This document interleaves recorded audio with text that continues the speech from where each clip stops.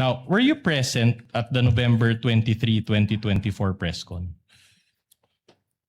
I was not present. You were not I was present. not participating on that. And if you know, was any NBI agent present at the November 23, 2024 press con? Not that I know. None. All right.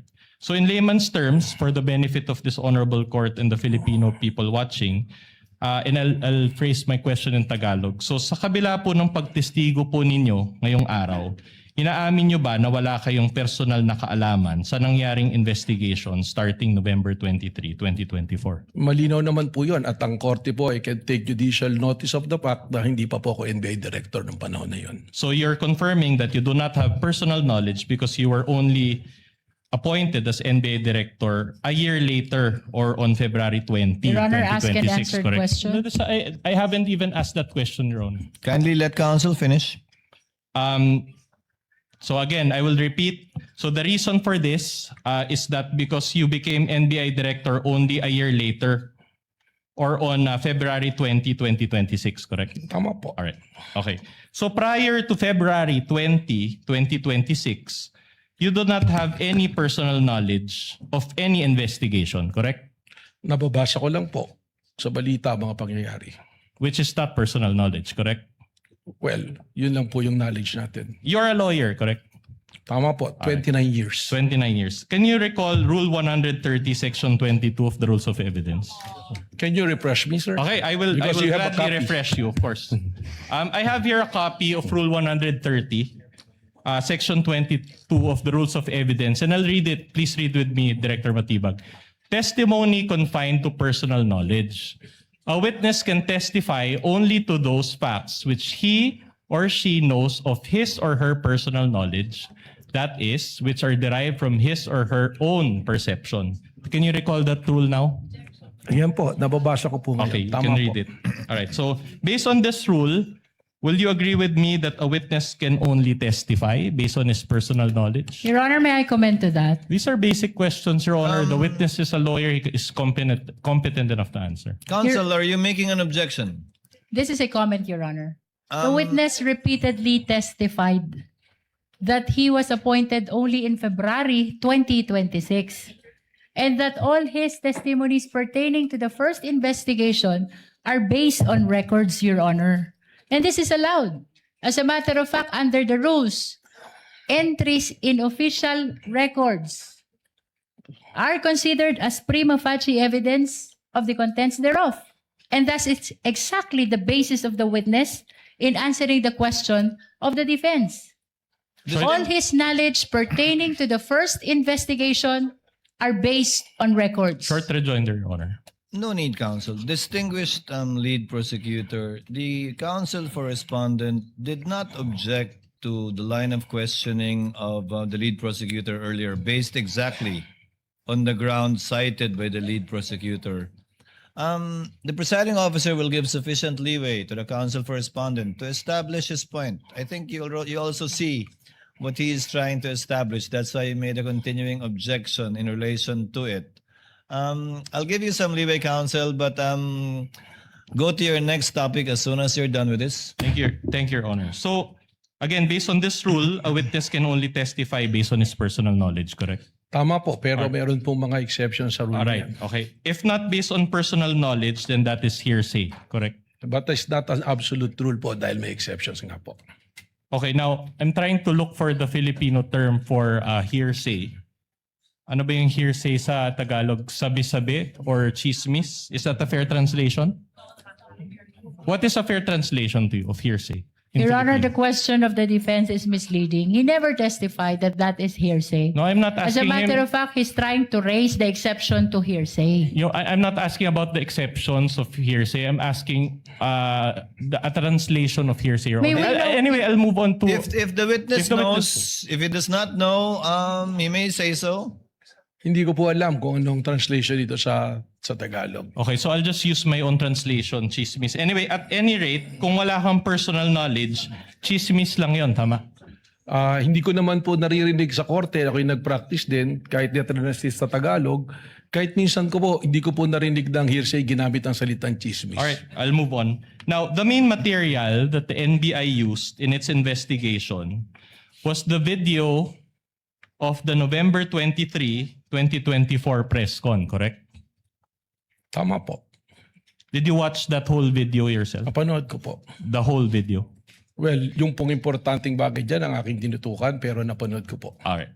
Now let me ask you, do you confirm that in that virtual press con, VP Sara spoke about a lot of topics? Tama po. Alright, I'll show you a portion of that video and then I'll ask questions thereafter. Now, Your Honor, we beg the indulgence of this honorable court. Again, this video is a little lengthy, but we will only show one video, Your Honor. Counsel may proceed. Huwag ka mag-alala, ma'am, sa security ko. Kasi may kinausap na ako na tao.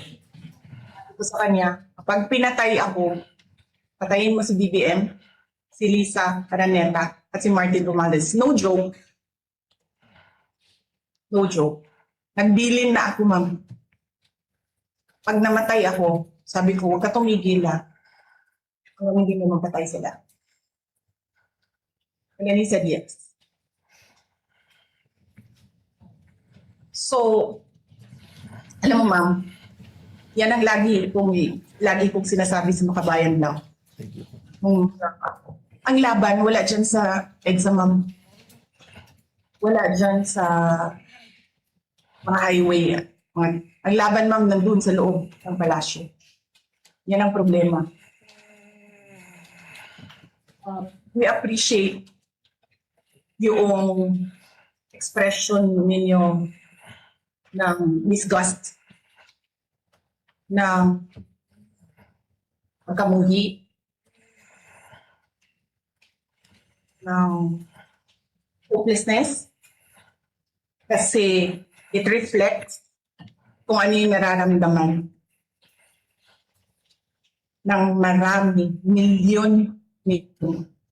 Alam ko yan, ma'am, kasi kahit saan ako pumunta, ako ang binoto namin yan dahil sinabi mo, iboto namin.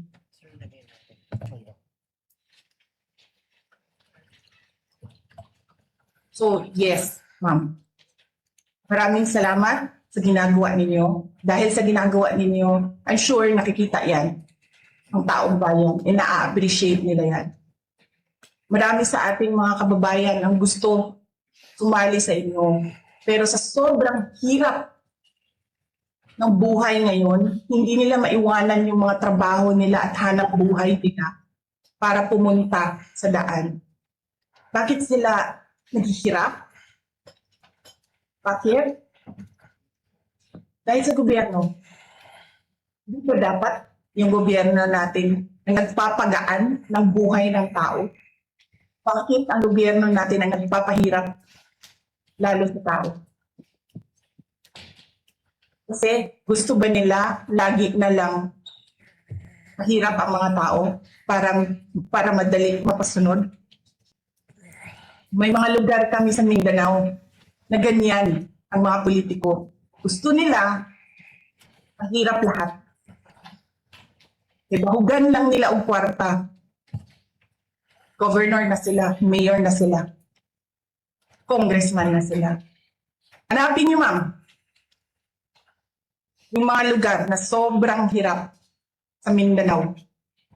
Tingnan niyo anong gawain ng politiko. Pinapakain lang ng pera ng tao. Pinabastos yung kanilang pagkatao. Dahil wala silang pakialam. All right. For the benefit of this court, that is timestamp 1-12, 1:12:43 onwards of the video recording with accompanying transcript.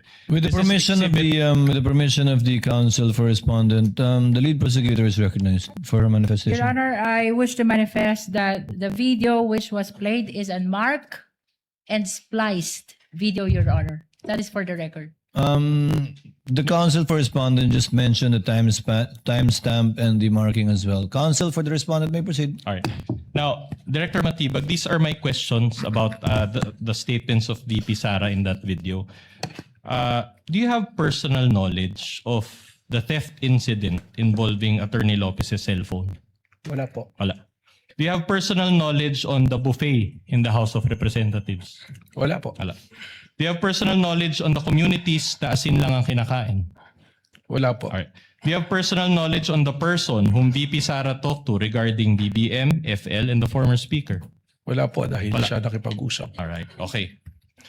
Thank you for that. So, now, you mentioned that you watched the whole video.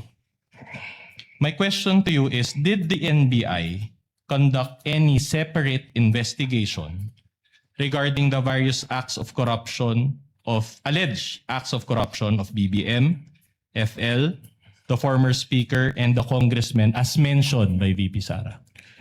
Marami pong iniulat sa akin na mag-investigasyon, subalit hindi naman po kasi binanggit doon sa video sino ang mga particular na kailangang imbestigahan. Kaya naman po yung investigasyon na ginagawa ngayon ng NBI, maaaring tumutukoy na po sa mga taong binabanggit po. Right, but as NBI director now, you have the authority to investigate alleged cases of corruption, correct? Tama po yun. Right.